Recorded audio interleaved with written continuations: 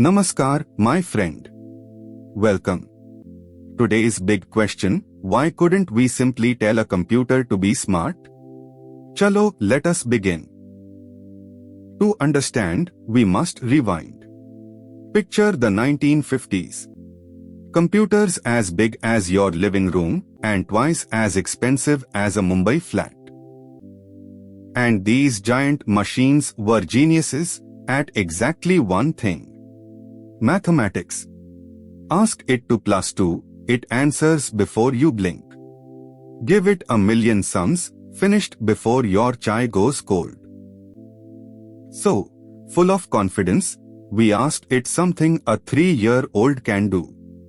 We showed it a photo and asked, is this a cat? And the great genius went totally blank. Like a topper who studied all night and then forgot to attend the exam. And here was the real dream, my friend. We did not spend all that money for a fast calculator. We wanted a machine that could see, understand our language, make a decision. The things you and I do without even thinking. That was the itch we simply could not scratch. So the clever programmers said, array, simple. A computer follows instructions, no. We will just write down the rules for what a cat is. And oh, they tried. They tried very hard. Rule number 1, a cat has 2 pointy ears. Good. Rule 2, whiskers. Rule 3, a long tail. Easy. Wow, we have built artificial intelligence, and it is not even lunchtime. And then reality walked in like a relative who arrives unannounced, exactly at dinner time, with 3 extra guests and an empty stomach. What about a cat sitting with its back turned? No face, no whiskers, just a fluffy backside, judging you in silence. What about a cat curled into a ball, looking suspiciously like a samosa? A black cat in a dark room, basically a rumor with 2 eyes? A baby kitten? A hairless cat with no whiskers at all, looking like a thumb that has seen too much of life. And what about the photo where your own thumb is covering half the cat? For every single rule we wrote, the world happily produced 1,000 exceptions. So the rulebook grew and grew and grew. Thicker than the Mumbai phone directory. Thicker than your mother-in-law's list of complaints. 10 rules, 100 rules, 10,000 rules. And still, the machine would look at a happy dog and announce, with full confidence, cat. And then look at an actual cat and say, sorry Sahib, no idea. This, my friend, was the pain. And we learned a hard, beautiful truth. Some things are too messy, too alive, to ever be written down as rules. You cannot pour the ocean into a bucket. And you cannot write a rulebook for reality. Now, the twist. And like most great ideas in history, this one came from giving up. The researchers threw up their hands and asked a brand new question. What if we stop telling the computer the rules and let it figure out the rules all by itself? Stop teaching. Start showing. Cross out the word rules and write the word examples. Think about how a small child learns, my friend. You do not sit your 3-year-old down and say, Beta, a dog is a quadruped mammal with a snout-to-body ratio of 0.4. He will just stare at you, blink twice, and then eat a crayon. No. You simply point. Look, dog. Another one, dog. A big one, a tiny one, a barking one, dog, dog, dog. You never give a single rule.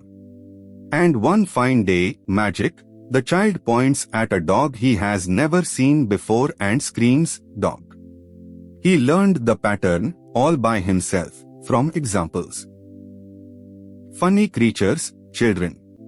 A toddler can spot a dog from 50 meters away, but still cannot tie his own shoelaces. Priorities, my friend. Priorities. So we did the very same thing with the machine. No rules. We showed it 10,000 photos and simply whispered, cat, cat, not cat, cat, and let it slowly adjust itself until its guesses started to match reality. And this, my friend, is the whole idea of machine learning. Say the name slowly. The machine is learning. Not being told. Learning. From examples. Exactly like you and me. Now you may ask, but Guruji, how does a machine adjust itself? It has no brain, no feelings, it does not even drink chai. Wonderful question. Let me give you one more picture. Imagine a brand new chaiwala on his very first day. His first cup, too much sugar. The customer's face shrinks like a wet shirt on a clothesline. So the next cup, less sugar. Now too much ginger. He adjusts again. And again. 100 cups later, his hand simply knows the perfect chai every single time. Nobody gave him a recipe in grams. He tuned himself, one cup at a time, using the customer's face as his only Michelin review. That is exactly what a learning machine does.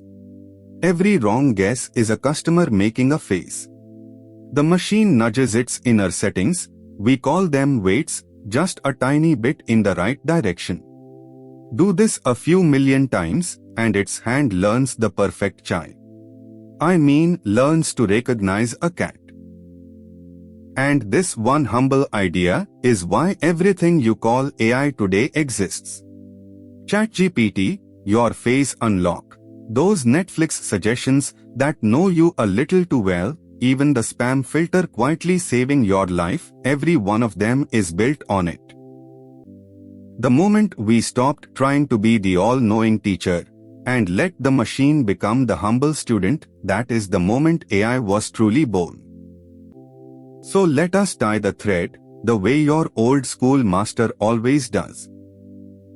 1. We wanted machines to do messy, human things, like seeing and understanding.